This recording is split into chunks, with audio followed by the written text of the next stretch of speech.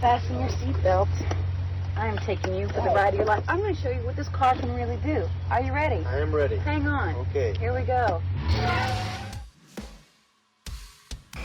Hold on to your butts. Go get him, kid. It might be a tumor. It's not a tumor. Not a tumor at all. F? You're going to ask me. So you can go ahead and ask me what you're going to ask me. And my natural response could be to get offended. Hey, want to hear the most annoying sound in the world?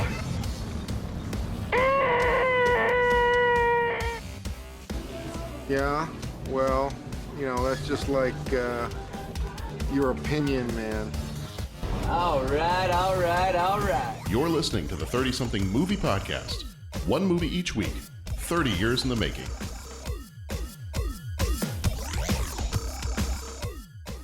It is the 30-something movie podcast. I am your host, John Reed. With me this evening, I have a couple of fellow. Are we Doodles or are we Noids? I'm annoyed. You're annoyed. There it is. There it is. There you go. Do I have? I don't think I have like a symbols sound effect. Well, we gotta fix that. Well, see, hold on. We'll just go with this one. You've been Pat-splained. There it is. That works just as well. That works just as well. Epic. It is. It's an epic. I use that. So I had that on my phone and I kept playing that at a certain family dinner. And by the end, no one in my family was talking to me anymore. Everybody was like, shut up. Yeah. I just used the button too much. Mm-hmm. Happens to the best of us. Yes. Okay. So anyway, Cool World is our movie. I am John, your host. And with me I have, Pat, you said you are annoyed. I am annoyed. I was always taught as someone who relished in childhood obesity, I was always taught by Domino's that you should avoid the Noid. Avoid the Noid, exactly. Avoid the Noid. So I was a little confused in this movie. And I think had I seen it as a child, number one, I would be more scarred than I currently am. Number two, I would have been very confused about why we're not avoiding the Noid. I've got a lot of confusion happening. There's a lot of confusion going on. Someone who's never confused, Bo Warmbold, how you doing? I am well, John. Yourself? Is it true that you're never confused? No, it is not true at all, but you said it, and who am I to contradict our illustrious host? Okay. I will definitely say that Bo is a guy that is not confused. Okay. All right. I am constantly, consistently, and conscientiously confused quite a bit. Sometimes it's just better. Yeah. Oh, and speaking of ignorance is bliss, our movie this time around is called Cool World. And let's see, cool. So we are going to spoil as we talk about this one. We may talk about other movies. We may talk about related movies, but we will be spoiling as we go through. So just be aware of that. If you have not already visited, we might just talk about other movies just because. We could just talk about other movies. That's true. Yeah. That it does tend to be our path that we take when we hit a movie that we might have some difficulties with. So. Who knows? This could be a secret episode about some other movie. It's totally possible. But you've been incepted. It's not really about Cool World. It's about something else. Except then people realize, why would you do that? Insert Hans Zimmer soundtrack. Blah. Blah. Okay, one of us has to go at a slightly different speed than the other ones, and then fall into some water and keep the top spinning. Bo, that's your job. Ooh, you might have picked the wrong guy for that. Okay, that's all right. Pat has to drive the van into the water, so he might be busy. I could do that. I was thinking about being a stunt person. That would be fun. I say that like fun, like I know what I'm talking about, but I don't know. That could be. You could be a stunt person. I could see that. That'd be a good time. Yeah. Visit our website if you have not life. already, 30podcast.com. You can leave a rating, leave a voicemail, become a co-executive producer via Patreon on there. Any level of support on there, you get our bonus episodes that we come out with each and every month over there, and we have a good time over there as well. So that is on Patreon. If you have not yet, you can leave us a rating on our website, but one of the best places to go and leave us a rating is to leave a 5-star review on Apple Podcasts. That is probably the best place to go and go do that, because that's kind of like the mammoth podcast platform. And if you want more listeners to see your stuff and come listen to your stuff, it is typically done through the Apple Podcasts. So if you have not yet, we would love to see you over there. Leave us a 5-star review. Let us know what you love about the show. Let us know if you liked Cool World. I would be very curious to find out. Or if you have any theories about what Cool World could have been. Yes. Or if you dropped Cool World and Who Framed Roger Rabbit into a fight, who would win? I know who's going to win. Depends on what kind of fight we're talking about here. Okay, that's actually true. Good. It depends who's going to get dipped first, I guess. We're going to get into it here in just a little bit. We're going to talk through, we'll share with you some of the info on the movie. We'll share with you some of the major moments that we've picked out to kind of run quickly through the plot of the movie, and then we'll go deeper and we'll share some of our deepest thoughts with you. Before we do that, however, okay, deeper thoughts. Jessica Rabbit versus Holli Would. That was maybe going to be a deeper thought. Okay. So hold that think thought. my deep thoughts. No. Hold that thought, and we'll get into it. Before we do that, however, I did want to bring up. Last week we're kind of recording some of these episodes back to back, and last week was our episode on Aladdin, and I had tweeted out at the time of our recording that we were recording our Aladdin episode, and did anybody have anything they wanted to just throw out there? And some of the ones that came in just a little bit as we were finishing up the recording and did not get a chance to mention on the air then, I will mention on the air now. We had the Surely You Can't Be Serious podcast guys at Surely Podcast on Twitter responded and said, love the music and Robin Williams' performance is over the moon. The animation is incredible, 10 out of 10. Indeed. That's accurate. Yeah. And I'm sure he'd be spiking the football as well. I don't know. I feel like Jason would be doing that. You know, it's funny because that's one thing. I'm kind of surprised. That's one thing we didn't talk about was the animation, and that really, 10 out of 10 is incredibly accurate. Yeah. It was a beautiful looking movie. Yeah. Tristan Martin at Tristan Martin, who has also joined me on my other podcast, the Podcast Full of Kryptonite, where we talk about the CW show Superman and Lois. He chimed in and he said, it is a Robin Williams masterpiece, one of the best animated performances of all time, maybe the GOAT, which I could see because there was a GOAT in that movie. There was a GOAT. Robin Williams GOAT or Disney GOAT or any GOAT? Yes. GOAT as greatest of all time. That kind of GOAT. Okay. No, but what I'm saying is that in Robin what category? Williams, for Robin Williams, for Disney, for animated, I'd be possibly. And maybe yes to all of the above, and that's cool too. And I'll try to watch the Twitters a little bit as we're recording, but I did also put out the same thing for this episode of Cool World, and the Surely You Can't Be Serious podcast already tweeted me. I said, we're recording Cool World. Did you like this one? You know, is there anything, what did you think of this one? And, you know, they're men of simple taste, and their tweet back was very simple, and it was simply, great cleavage for an animated character. Indeed. An accurate statement. Mm-hmm. Mm-hmm. Yeah.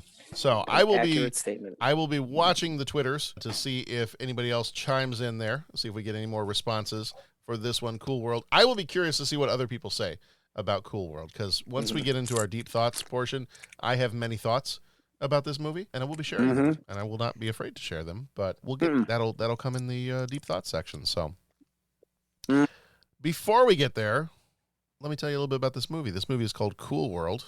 It came out on the 10th of July, 1992, was rated PG-13, although their original plans, and we'll talk about that a little bit later too, were to have this one be a hard R movie. And there are various reasons why that did not happen. we'll talk a little bit about that.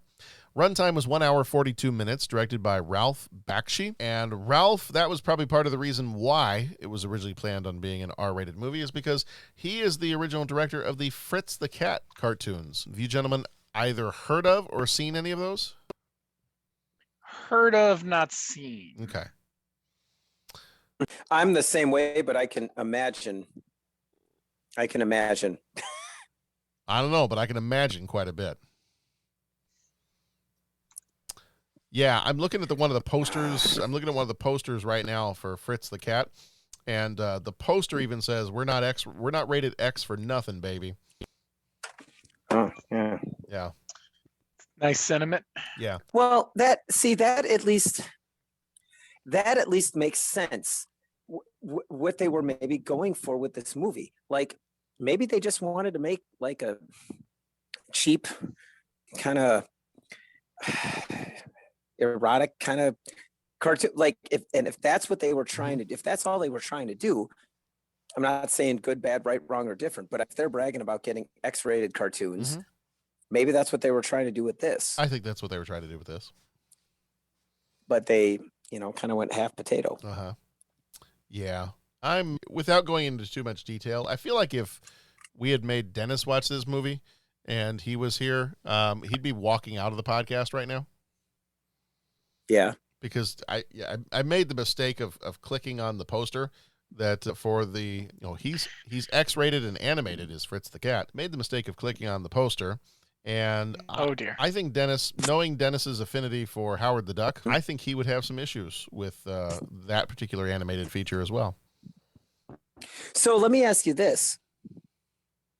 Is this maybe not the time to ask this? So I'm not. Ask it. The time is now, Pat. The time is now. So is our problem with this movie that it's bad? Yeah. Or is our problem with this movie that it's got adult content and it's animated? I'm going to answer that question. Oh, it's bad. It's bad, but I'm going to answer that question when we get to deeper thoughts. Okay, but you get where I'm going with this, right? I get where you're going. Yeah. And I don't want to reject the concept. But we've done animated films that anime, manga, and all that. Yeah. So, and I'm not asking this is our problem, like the three of us, but that's kind of my thing. Is like the concept could work. There are components to this movie that could work. Yeah. But, anyways. Yeah. We'll get there. We'll talk. So Ralph Bakshi, so of course, as a child, I never would have seen Fritz the Cat. I still haven't seen Fritz the Cat. I will likely not see Fritz the Cat, but he did also direct the 1978 animated Lord of the Rings. Did you guys ever watch those? Oh yeah, I like those. They're fun. Those were on solid rotation when I was a kid. Weird little sing-songy stuff. Yeah, fun. Yeah. Writers for this one. Frodo and the Nine Fingers. Yes. Yes. So writers for this one, and there's a little bit of contention over who wrote what and whose name is listed in the writing credits and whatnot. The officially credited writers are Michael Grace and Mark Victor. They also wrote Poltergeist and Marked for Death. Producer on this one was Frank Mancuso Jr., who did Species and Ronin. Music was done by Mark Isham, who did Crash and 42. Cinematography was done by John A. Alonzo, who died in 2001. He also did Chinatown and Star Trek Generations. Editors for this one were Steve Mirkovich and Anna Maria Santo. Mirkovich did Con Air, Big Trouble in Little China. Santo did Three Ninjas, High Noon at Mega Mountain, and Timeless Obsession. Budget on this one was $28 million. Box office was $14.1. Flickmetrics gives it a 39%. And CinemaScore, who almost always hovers in the A and B range, gives this one a C. Sure. Tends to be kind of rare that you see a C on the CinemaScore, but there it is. Starring Kim Basinger as Holli Would. She was in Batman, LA Confidential, and Wayne's World 2. Gabriel Byrne played Jack Deebs. He was in The Usual Suspects and Miller's Crossing. Brad Pitt was Frank Harris. He was in Mr. and Mrs. Smith and 12 Monkeys. Michelle Abrams played Jennifer Malley. She was in Buffy the Vampire Slayer and Lois and Clark. Maurice LaMarche played the interrogator, Doc Whiskers, MASH, drunk bar patron, and Superjack. He was in Pinky and the Brain and Futurama. Joey Carmen played the interrogator / Holly's Door. / is actually the name of a character. Interrogator and / and Holly's Door. He was in Space Jam and the Smurfs. Carrie Hamilton, who died in 2002, played the comic book store cashier. She was in The X-Files and Fame. Michael David Lally played Sparks. He was in Basic Instinct and White Fang. Frank Sinatra Jr., who died in 2016, played Frank Sinatra Jr. He was in The Sopranos and Hollywood Homicide. And Janny Bren played Mom Harris. She was in Murder by Numbers and Bean. When Jack Deebs was behind bars, he found escape by creating Cool World, a cartoon series featuring a vixen named Holli Would. The flesh proves weaker than ink, however, as Holly takes human form and runs amok in Las Vegas. During his 10 years in prison, Jack Deebs created his own world. It made him very successful. You're Jack Deebs, the creator of Cool World, right? I can't believe this. Now he thinks he's going home to the real world. But he's wrong. Real wrong. Welcome to my world. You're not in Kansas anymore. Freeze. Cool World Police. I'm a cartoonist. I drew all this. This place exists with or without you. Get a little closer here, babe. Give us a kiss. Go away. I'm out of here. I've been waiting for you, darling. Noids do not have sex with Doodles. It's the oldest law in Cool World. If that happens, you call me. I got it, boss. Since it's only a dream, indulge your fantasies.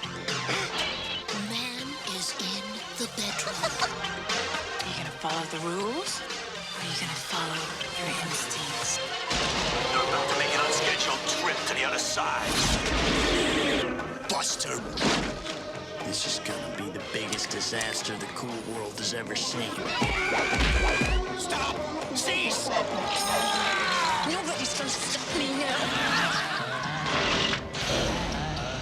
You look good in the flesh. It's almost a shame I gotta take you back. I just wanna be real. You gotta slow down. Not on your life, pal. Enough out of you, kitty. This place should be erased. Hey, it's a living. Cool World. We may not be real to you as yet, but we will be. So we're going to start off with our major moments here. Major moments for Cool World. So we're going to kind of run down real quickly the plot for you. Again, as always, we usually recommend that you go watch the movie first and then come on back here. But if you don't want to, or if you've already seen it, stick around. Depending on whether or not you think you'd like this movie, we might save you some time. And we're going to talk about it anyway. So major moments in this one. We start off the movie with, and we're going to try to, because we'll try to keep our thoughts and opinions in the deep thoughts section of this. So we're going to try to keep the major moments mostly to here's what happened in the movie. And so I say that to kind of preface and say, if as we're explaining things, it doesn't make sense, that might not be our fault. Right. All right, let's go. So I'm entitling this first major moment the Drive Fast and Take Risks section, because that's what Pat always says to me whenever we say goodbye to each other in the parking lot. Although I don't really feel like he's taking a lot of risks when he takes his mom out on the motorcycle. They seem to be riding pretty safely and whatnot. It seems to be the other people leaving the little desert casino that are not driving safely. Yeah, that's true. Was the guy driving Jack Deebs? No, that was Frank Harris. No. Okay, you mean in the car, in the convertible?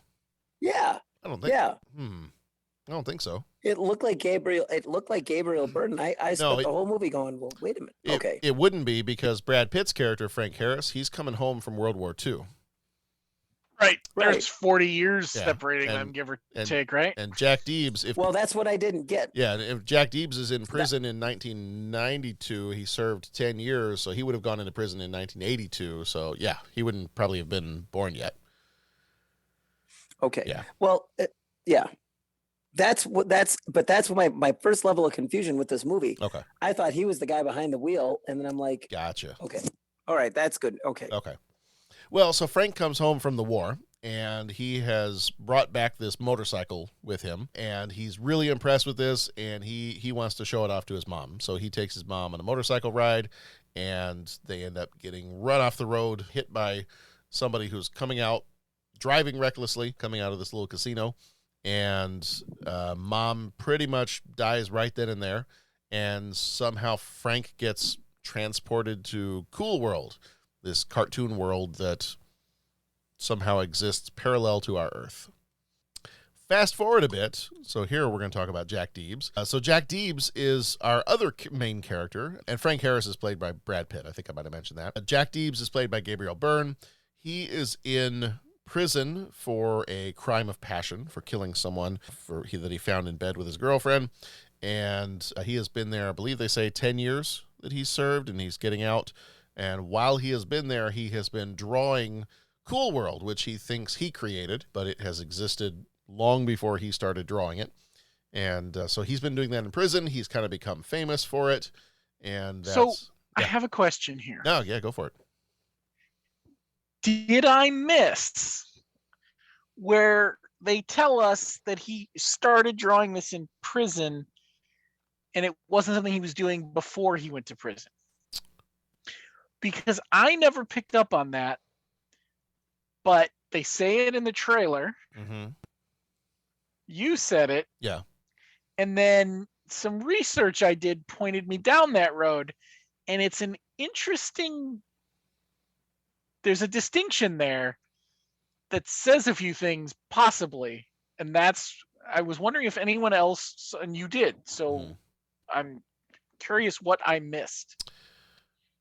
I don't recall them saying. I'm trying to think back to the scene later on when he's out of prison and in the comic book store. The scene in the comic book store, yeah. Which makes so much more sense now when he buys his own comic books. If you realize he's been writing them all in prison, he's never seen them. Right. But I didn't catch it. Yeah. I guess what I'm saying. And it changes some theories about what maybe they were trying to tell us, if that's the case. Okay. Yeah, I'm not 100% sure. I don't recall whether. But after hearing the trailer, that was obviously their intention, which is information I didn't have because I don't do as much research as John does, so I didn't watch the trailer. That's right. So here's something weird that I'll just bring this up now. The weird thing about this is when I went to go watch the trailer for this movie, I'm watching this trailer and I'm going, I vividly remember this trailer. Like, as a kid, I would have been... Oh, I remember the movie. Well, I hadn't seen the movie. Like, this is the first time you had seen the movie when you were younger?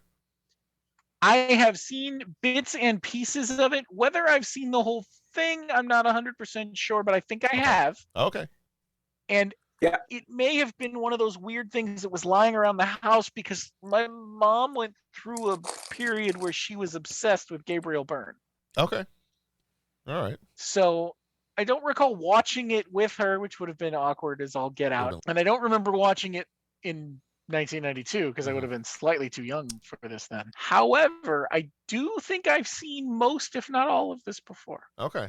All right. Well, that's interesting. Yeah, I remember when this came out.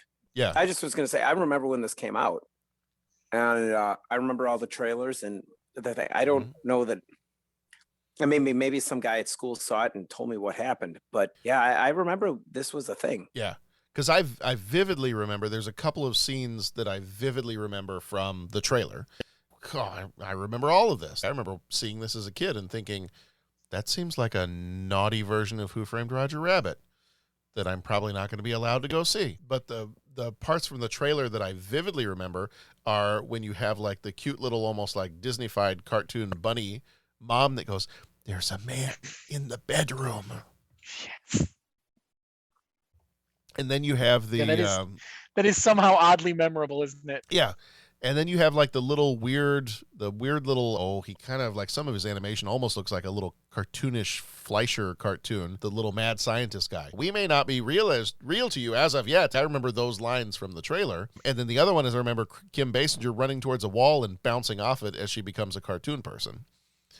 I vividly remember all of that stuff. Remember seeing it, probably watching cartoons on TV or watching something on TV and then seeing this trailer come on.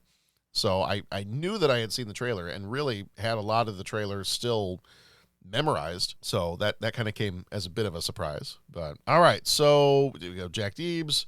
He's been drawing this. We kind of cut back and forth to Cool World, where we have the character of Holli Would, spelled like H-O, I think it's H-O-L-L-I, and then her last name W-O-U-L-D. And basically, she would like to Pinocchio herself and become a real girl. And apparently there was one, they call themselves Doodles. If you're a real person, you're a Noid. And if you're a cartoon, you're a Doodle.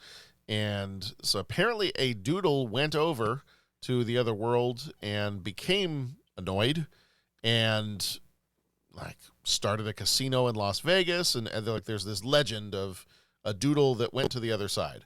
And she's all excited about that. She wants to become a real person. She wants to experience things like a real person and all of that. So she's bent on getting that done. So that is Holli Would, and Frank, who has been living in Cool World for decades now, but has not aged at all. He's kind of dating. I'm using quote fingers here. Dating another Doodle. Was that Lynetta? Was that her name? I think her name was Lynetta. And so he's kind of dating her, but Holli kind of makes a little bit of a pass at him, and they have a weird little banter where she tries to pick him up on the street. Yeah. This weird cutesy little relationshipy stuff that's just strange. Yeah. And so we kind of find out that, and this is where things will start to get a little awkward. We start to find out that the way that a Doodle goes over to the other side or becomes a Noid is they have to, let's see, we are a family-friendly podcast. How can I put this? They have to enjoy the company of someone else in such a way. When a mommy cartoon and a daddy person really love each other, that's as far as I'm going to go. But anyway, that's what has to happen for a cartoon to become a real person. So, yes. Anyway, so Holli Would, and she does, and she becomes a real girl. And she ends up escaping with Jack to go into the real world. And once she gets there, it's basically the all-you-can-human buffet. Like, she wants to sing, she wants to dance, she wants to drink, she wants to... everything you could possibly do, she wants to do it because now she's a human. And part of me, and this is... she wants to feel everything. Yes. That's seems to be her big motivation. Yeah. And part of the funny part of this to me was you've got Holli Would, who had been a cartoon and was in this very visual and elaborate world, and she goes back to Jack Deeb's crappy little apartment. But it's in the real world, so it's exciting. Yeah. Yeah, okay. Little grass is always greener moment. Yeah, somebody was smoking some greener grass when they made this one. Indeed. So they do get in the real world, and then from there, she doesn't really want to leave the real world. There is something called the Spike that is hidden somewhere at this one casino, and maybe it's up on the roof, and she's got to go find it, and she then goes to try and find it. Frank tries to stop her. She pushes Frank off of a building, and he dies. Jack becomes Super Jack, and he ends up saving everybody and stopping this whole thing, and ultimately everybody's kind of got to go back to where you are. So now both Holli, by the end of the movie, Holli and Jack are back in Cool World, and they're going to live out the rest of their lives there. We find out that one of the rules of Cool World and the real world is that if you were a Noid that was murdered when they were in their Doodle form, that you can come back to life if you are taken back to Cool World. So because Frank is as a Doodle. as a Doodle. So Frank goes back to Cool World. He is resurrected as a Doodle and now can actually have a full relationship with Lynetta, and everybody can just go and enjoy the rest of their lives. Have I covered the plot of the movie well enough? Because I know we have thoughts that we really want to share. I think so. You have a headache now? Yeah. Okay. You should take this. It's Nuprin, little, yellow, different. Little, yellow, different. Mm-hmm. All right. So I think have we major momented this thing enough? I think so. Oh, okay. Yeah. All right. Let's go a little deeper. And now, deep thoughts.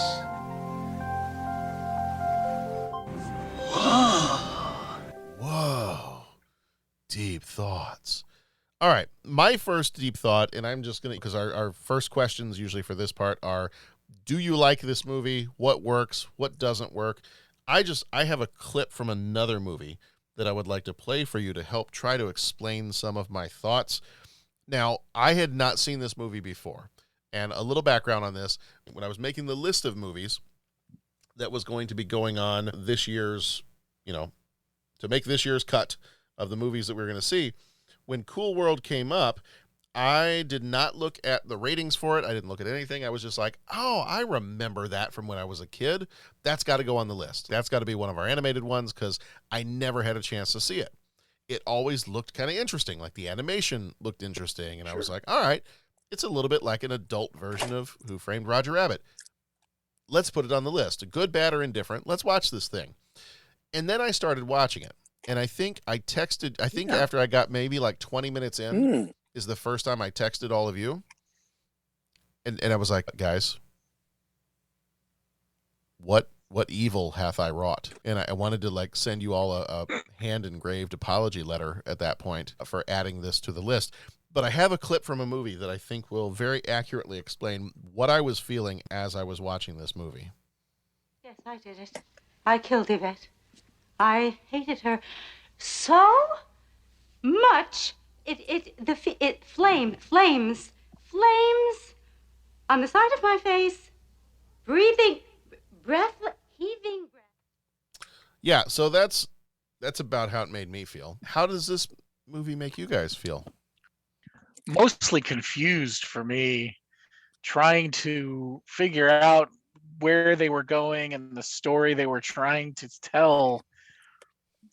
I think I spent more time thinking about it than I probably should have in the end. It didn't make sense for the longest time. And it's funny, after hearing the trailer, I actually understand it just that much better, which is interesting. But yeah, confused, I think is what I got to go with.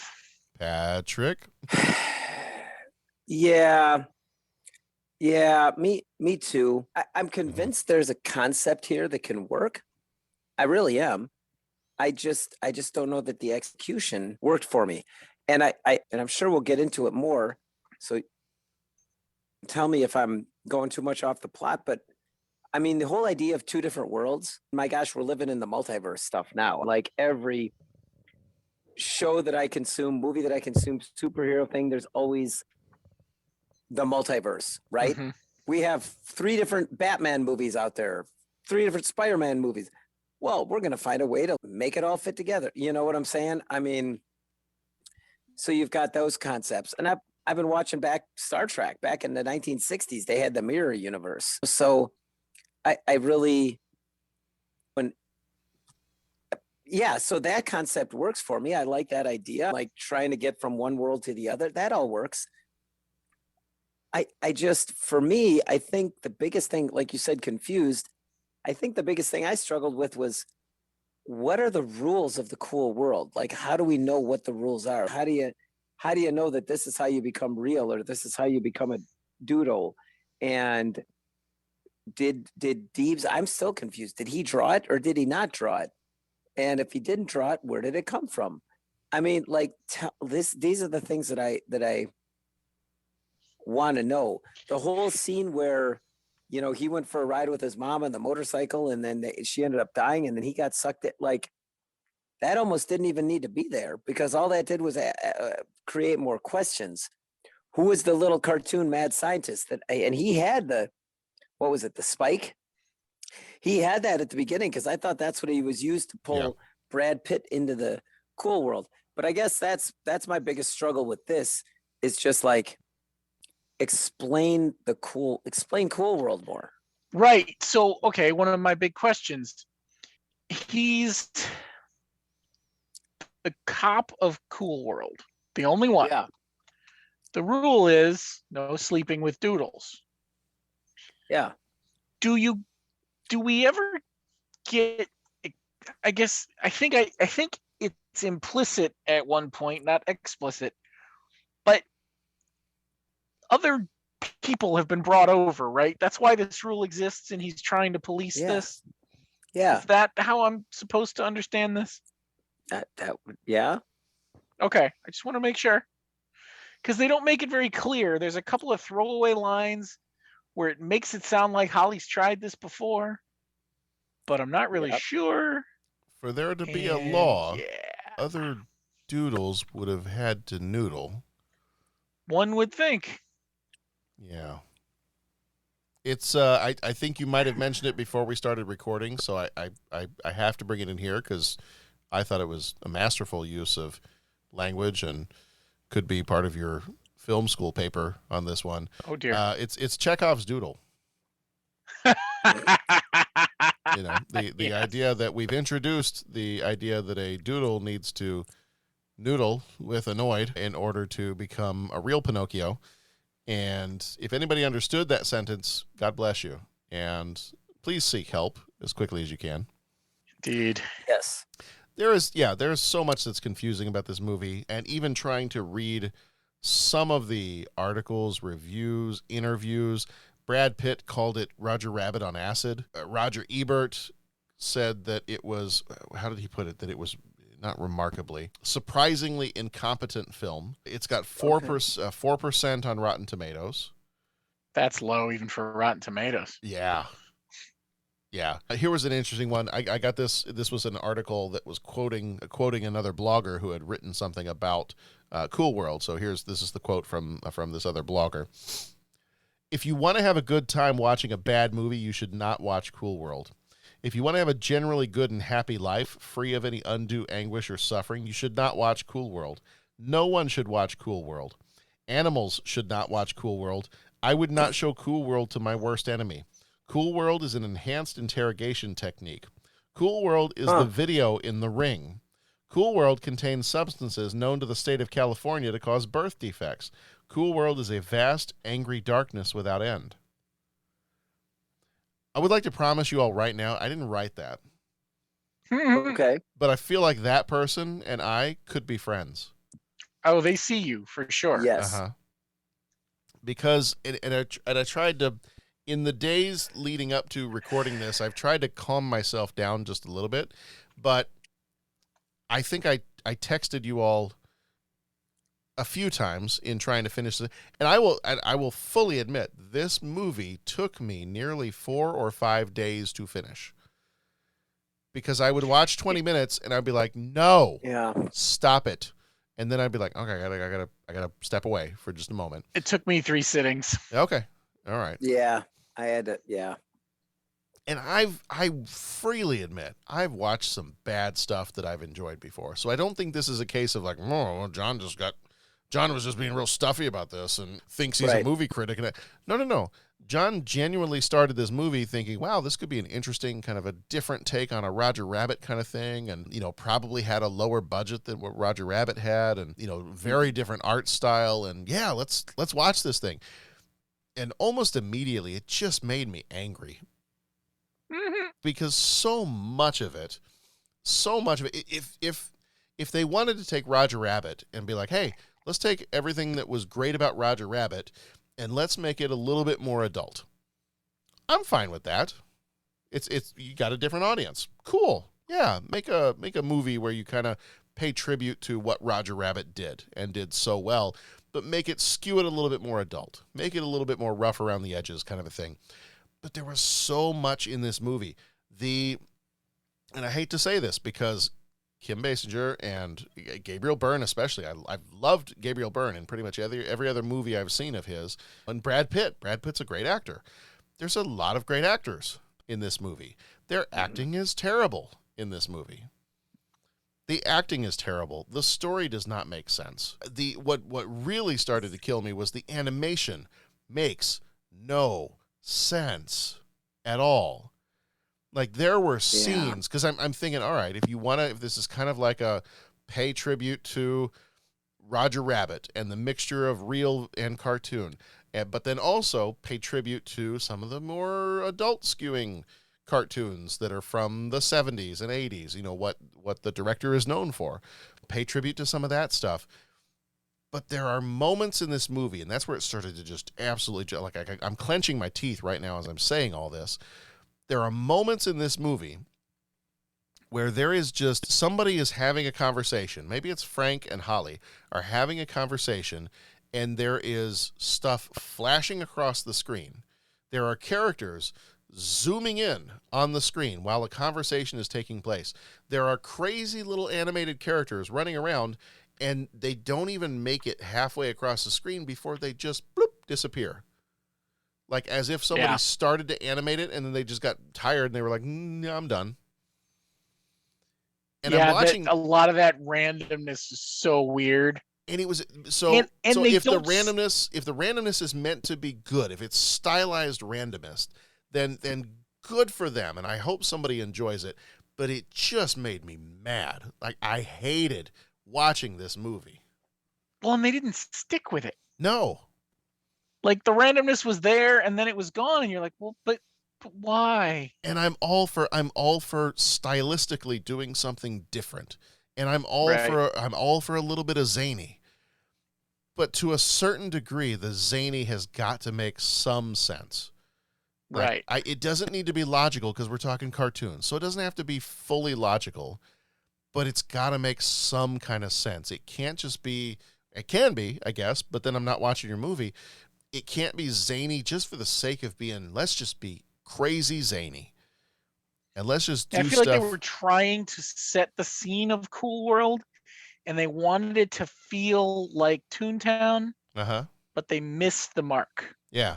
Big time. Whereas the difference is I cared about it, and not just because the characters were established characters, like, Mickey Mouse and Bugs Bunny were in Roger Rabbit. Not because of that, because Roger Rabbit was not an established character in that movie, and Jessica Rabbit, not an established character. So you cared about them. You also cared about the humans that were involved in that movie, whereas I don't really care too much at all about the humans in this movie. But this is probably the best way I can sum up my feelings on Cool World is, given the opportunity, I would volunteer to drive a tanker truck of dip into Cool World myself and crash it into the nearest building.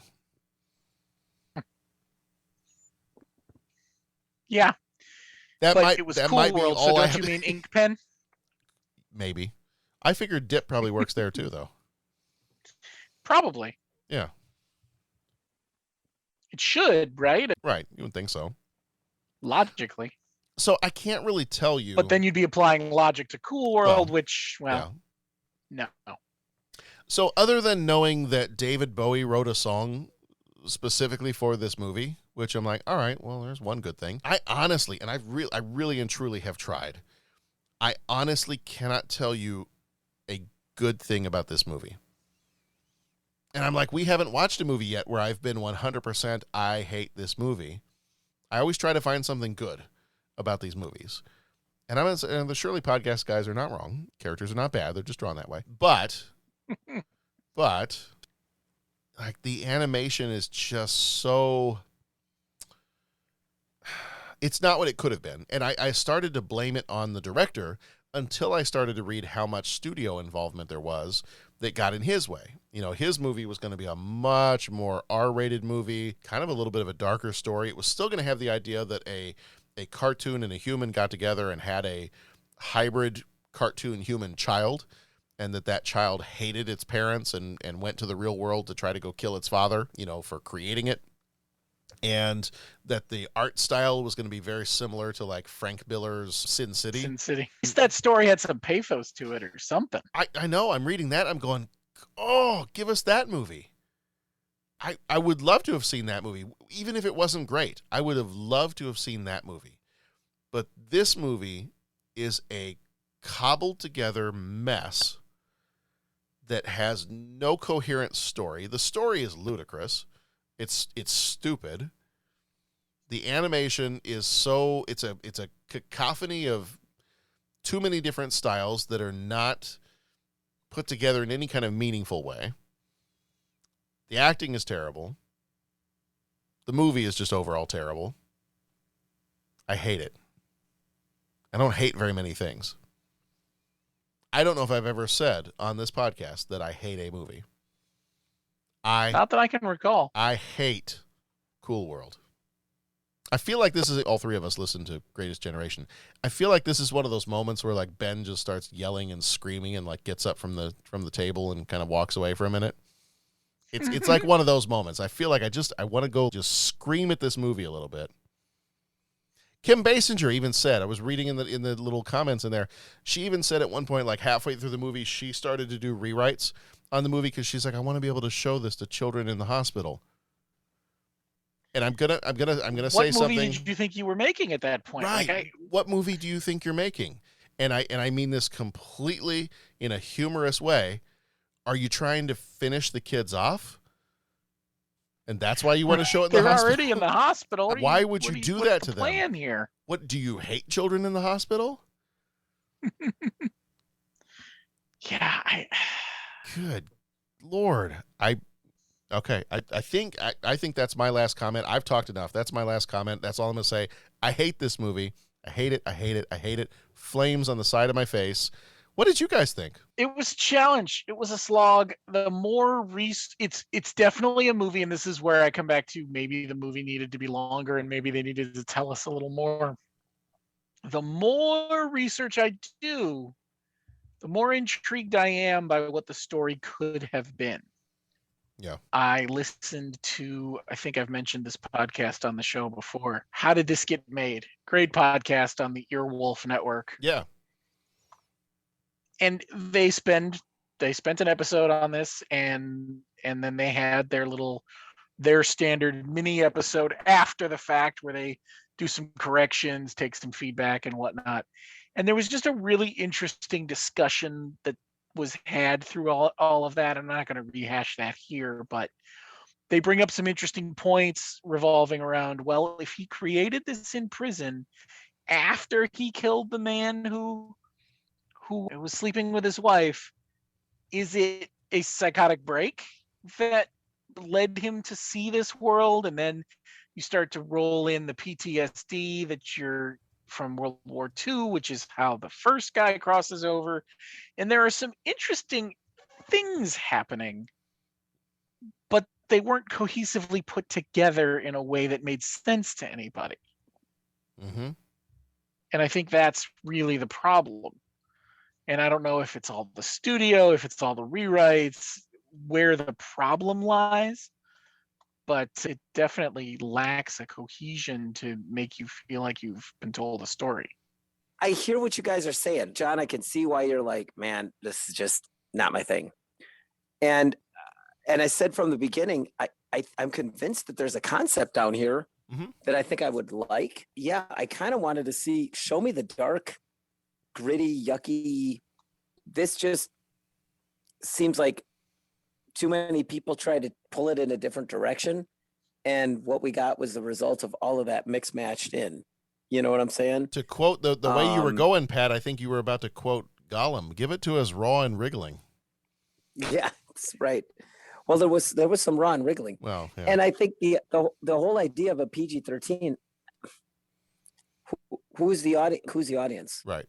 I'm not going to tell my, son when he turns 13, hey, Dominic, you should check this out. I think you might like it. Right. My daughter turns 13. And no, I don't think so. It had a happy ending, but like I said, I think It So- was just too much kind of so- fluff, and it was confusing fluff. So do 'Cause some. like I said, do some massage parlors. Hey now. Yes, but it was like confusing. It was confusing. It's just I don't know what was going on. And for me, give me the rules of the cool world. Give me the origin. Right. Give me the rules. Let the adventure progress from there. This was just stuff all over the place. And like you said, the animated characters were just obnoxious. Mm-hmm. Not the characters, but like just how that was all conceived was just really obnoxious. Yeah. So, yeah, I guess those would be my final thoughts. Yeah. It made it, in my mind, all of the stuff, the way this movie got put together, whether it was out of the control of the director, too many people involved, whatever the case might be, the writing, the whatever, it just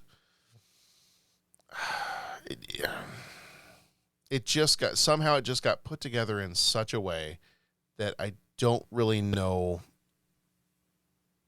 I'm sure there's somebody out here that enjoys this movie. I just don't see it. I don't see I've heard that there's some, I don't know if they're prequel or sequel, but I've heard there's some comic books that help explain some of this. I did hear that. But yeah, it needs more explanation. Mm-hmm. It's a world that needs rules that we don't know, and right. I always feel like I'm missing something. Yeah. And keep it simple. Keep it like Gremlins simple. 3 rules. Like give us 3 rules. Or Right. in Roger Rabbit, they kind of explained some of the rules that, tunes can't be killed, but now there's this stuff called dip, so yes, they can be killed, or things like that. Right. So give us some of that stuff, but it just was there was too much to this movie that was so haphazard, and it made me angry to watch it. Yes. Indeed. Now, having said that, I am glad that I watched it, because now I can dispel any myth in my head that as a kid I would have enjoyed this movie. As a kid, maybe I would have. I don't know.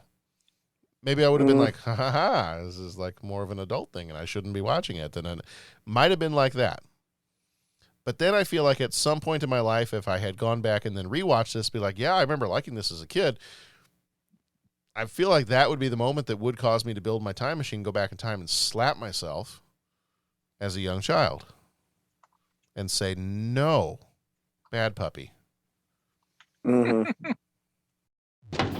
He asks each traveler 5 questions. 3 questions. 3 questions. It's impossible to answer. Impossible because you don't know the answer. Nobody could answer that question. I want to ask you a bunch of questions. I want to have them answered immediately. What you just said is one of the most insanely idiotic things I have ever heard. At no point in your rambling, incoherent response were you even close to anything that could be considered a rational thought. Everyone in this room is now dumber for having listened to it. I award you no points, and may God have mercy on your soul. All right, 3 questions. Question number 1.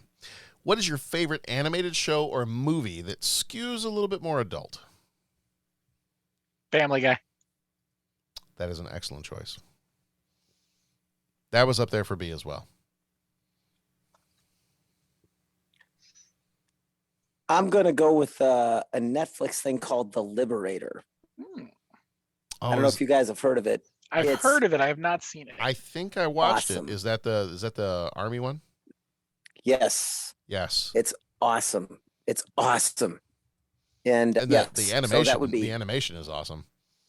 Yeah, well, and I was doing some research, and whoever was there, like, yeah, the animation is like from, and they listed some other thing that I wasn't familiar with, because to my eyes, the animation was incredibly unique. Was it from A Scanner Darkly? Yes. Yeah, the Keanu Reeves movie. That I don't know. I just remember the title was. Yeah, Scanner Darkly. That's a Okay. Keanu Reeves movie. It had that kind of animation, almost like you're drawing over live action. Okay. Yeah. Okay. Yeah. Well, they showed it like side to side. Oh yeah, like I can see the resemblance and all thing. Yeah. Anyways, that's the kind of that is just a great story. The content is great. The only thing I would fault it is just they only had 4 parts to the miniseries, and I could take 400. It was just a really effective show. I loved it. So yeah, that would be my choice. Along those lines, Pat, I meant to tell you this, and then because the cable service that we don't have, but our internet that we have, did a movie or TV marathon week where they open up all your options. Like you have 1 week's access to HBO, Stars, all the different services that you can buy from them. So I started watching Band of Brothers, which I'd never seen before. Oh, really? Yeah, that was good stuff. When did you start this? I started it. Unfortunately, I was not able to make it through before I lost access to HBO Max, so I gotta have to renew it at some point. I think I got 3 or 4 episodes in. Okay. So yeah, good stuff though. That's a masterpiece. Yeah. No, that's good stuff, and I don't know why it took me so long to watch it. So cool. So I think my answer for this one, I was also going to maybe skew towards Family Guy. Early South Park. Yeah. I loved early South Park. Yeah, that was good stuff. It was so much respect my authority. So much good stuff. And I'm super. Thanks for asking. Blame Canada. I think I've got to go with, just because it has a very, very special place in my heart, I think I got to go with King of the Hill. That boy ain't right. No. Mm-hmm. There's some milk in the fridge that's about to go bad. And there it goes. Yeah. No, I love that one. It's a cartoon I can watch and I can go, yep, I have people like that in my family. Mm-hmm. Yep, I've heard that said out loud before. So that's mine. I gotta go King of the Hill. All right. Yeah. Question 2. If you had no specific connections to either world, family, friends, etc., would you rather live in Cool World, Toontown, or the real world?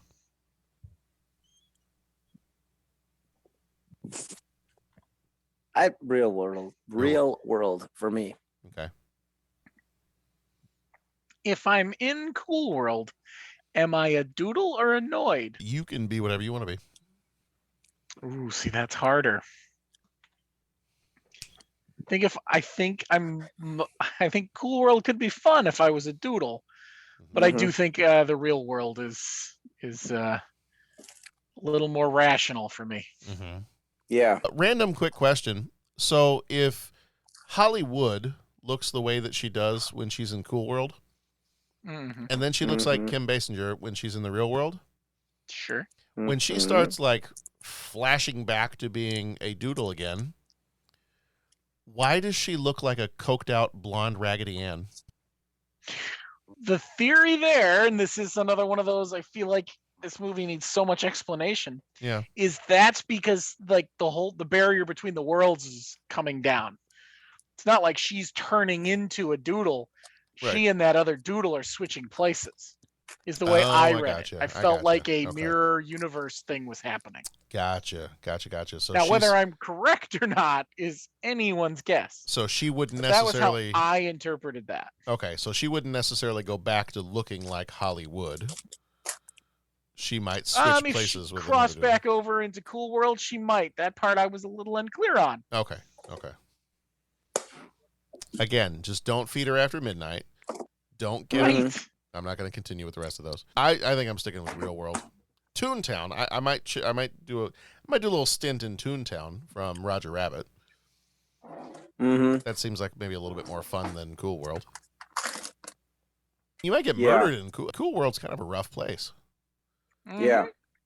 And I don't know how far Cool World stretches, but Cool World's not really that pleasant of a place. Like there doesn't seem like there's, unless it's further away somewhere, it doesn't seem like there's like a fun neighborhood, or this is where all the candy cane trees live, or that kind of a stuff. It's like, no, you probably get stabbed walking around on the street. Mm-hmm. Yeah. All right. Final question. Question number 3. What is your favorite animated character of all time?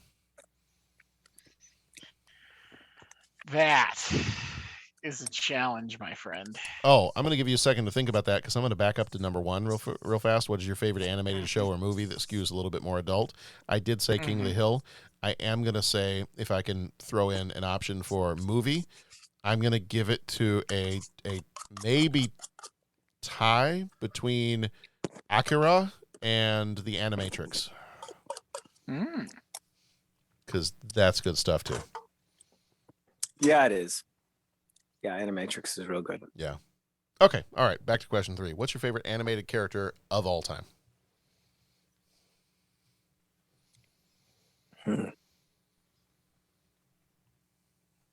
And part of me kind of wanted to cheat a little bit and say like Superman, but I'm gonna take him out of the running and say he's a comic book character, not an animated character. Okay. So I'm not gonna choose Superman, which then kind of messes it up for me. So I have a modern one and a classic one in mind here. And so my classic character, I have always loved Marvin the Martian. Yes. Yes, human. And then my modern character is Homer Simpson. Yes. Yeah. Yeah. I resemble that remark. As do I. That was when because we now that things have started to get a little bit back to normal at church on Sunday morning, they used to, pre-COVID, they would put out tea and coffee and donuts for everybody.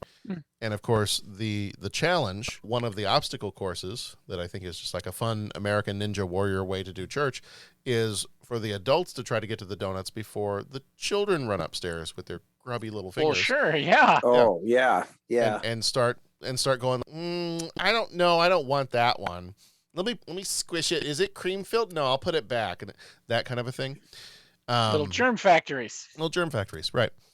And so they had donuts this last Sunday, and so we go up there, and Nora had grabbed hers, and I'm standing there. I'm like, well, yeah, should I have a donut? I probably shouldn't have a donut. Am I going to have a donut? Yes, I'm going to have a donut. And so I went to go grab a napkin so that I could hold the donut in my hand without everything getting all sugary and squishy and everything. And I looked around real quick, and there was one donut left that was the chocolate with sprinkles that was sitting next to what I call the Homer Simpson donut, which is the strawberry. I think it's strawberry. It's the pink with sprinkles. Right. And I'm a chocolate with sprinkles kind of a person. And so I'm looking right at it. Sprinkles! I know. I'm looking right at it, and my hand starts to leave my side so that it can go and grab that donut. In the meantime, some little random 7-year-old comes running by and whoop, takes the chocolate with sprinkles donut. Wow. So I'm not disappointed. I was a little disappointed, but never disappointed to have the Homer Simpson donut, but I didn't want the Homer Simpson donut. Right. I wanted the chocolate with sprinkles. Yeah. And that child took it from me. Did you chase after him going, the first will be last, jerk? Or did you just let it go? I didn't. That would be a great idea. Yeah, maybe not. Maybe that's not a good idea. I might do that next time. What is the whole thing? Look what you did, you little jerk. Is it spare the rod, spoil the child? I think that's Yeah, that works. Okay. Well, I have a fish whacker upstairs. That's like a rod. It is. Yeah. There you go. Yeah. So I'm gonna go. What am I gonna go with? I was having a hard time with this one because I don't think. See, part of me is like Bugs Bunny. Bugs Bunny is like he's a classic. He's great. He's you can tell he's educated, but he's also street smart, and a lot of his humor comes from being a little bit of both. But then at the same time, there's Daffy Duck. And I'm like, how can I choose between either one of those? And then part of me is like, well, then just go with Elmer Fudd. Because Elmer is the everyman. And all three of them combined to make my favorite cartoon ever. Wabbit season? Wabbit season, duck season. Duck season, yeah. I know. It does not get any better than Wabbit season, duck season. It really doesn't. No. Let's try that again. They used to run that on a loop. This time I'll start. And I don't remember if it was per ride or if it was the whole park. But Six Flags, when you were waiting in line, would run cartoons. Mm-hmm. Yep. One of the highlights of my day was I would see that cartoon 2 or 3 times. Mm-hmm. Yeah. Love that cartoon. All right, so I'm going to go in true Cool World fashion. I'm going to go with a three-way here, and I'm going to say Bugs Bunny, Daffy Duck, and Elmer Fudd. Okay. And somebody's going to get annoyed. Yes. It's Chekhov's annoyed. Chekhov's doodle, I think is what we said. Chekhov's doodle. Yeah. I think I have annoyed. The problem is, I feel like things that are established early on don't show up again later. Right. So it's like they took Chekhov's doodle and they were just like, no. And it made no sense. Indeed. Okay. Mm-hmm. All right. Patrick, did you say your favorite animated character? Oh, gosh, I was hoping you missed me. Hope is not a strategy. Right. I boy, favorite animated character. Easy. Ahsoka Tano. There you go. There you go. Okay. Yeah. Challenge accepted and mastered. Yeah. That's a good one. She was pretty badass. Mm-hmm. Yeah. All right. Well, I think we've said everything we can possibly say about Cool World. Sure. Everything that needs to be said about Cool World. Oh, that's for has been sure. said. Yeah. I don't feel like I ever need to talk about it ever again.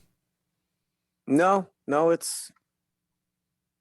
we're good. All right. Well, I hope as a listening audience, I hope you found entertainment in our confusion and anger this episode. Typically, we try to be pretty positive and upbeat, but this one was stupid. It was so very stupid.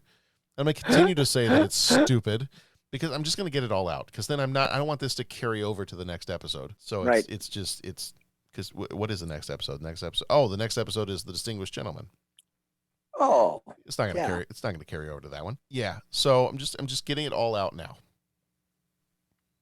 It was good. It was good form. It was stupid. This movie is wrong, and it can continue to sit there in its wrongness and be wrong in all the ways. But on that note, 30podcast.com. If you want to find more of our episodes, more of our upbeat episodes where we are not wishing we could completely give 10 lashes with a giant bamboo reed to this movie. And we have some other happier episodes other than this one. But the main message here is we love movies. And I think the reason why, and I'm just going to speak for myself, I think the reason why I hated this movie is because this movie did so many things wrong. Yes. And was greenlit by people. And I'm like, this movie was made, which caused some other movie somewhere not to get made. Mm-hmm. Right. And I think that's what made me the most angry about this. Whether it's the original, like if the original script of this had gotten made, great, cool, do that one.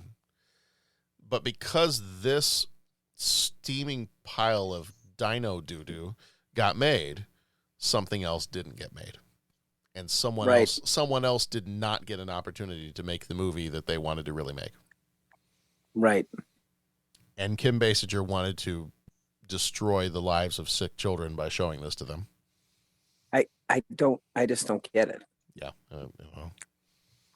Those poor kids have been through enough. Right? Yeah. Jeez Louise. I know.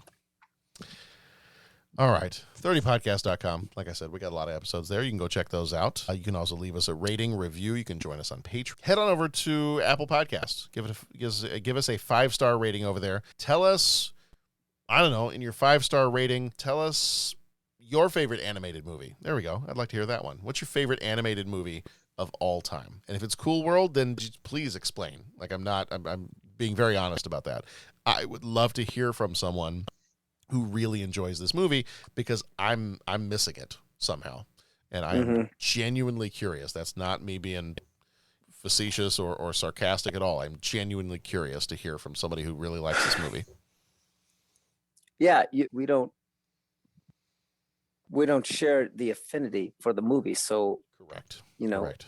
Yeah. What are we missing? Coming up in June, we've got The Distinguished Gentleman, Encino Man, Memoirs of an Invisible Man, Lawnmower Man, and Candyman with The Godfather as our Patreon episode.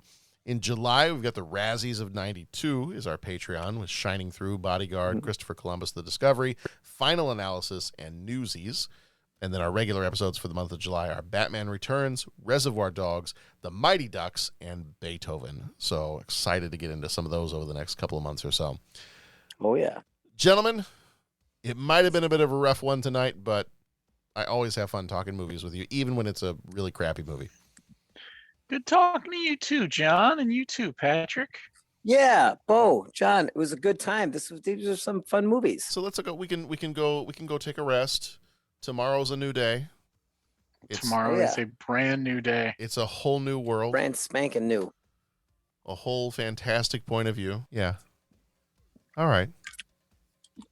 I hated this movie, but I love you both. Love you too, John. Love you, Love Bo. you too, brother. All right, Most everybody. of the truths we cling to matter on our point of view. There we Matter go. with our point of view. Depend greatly on our own point of view. Now you're getting too deep for me, guys. I don't know. Yeah. These are, we've gone to the Gotta have a lightsaber. And now deepest thoughts. Right. With Pat Canagallo. All right, everybody. Be excellent to each other. Go watch some good movies. And we will see you back here next time.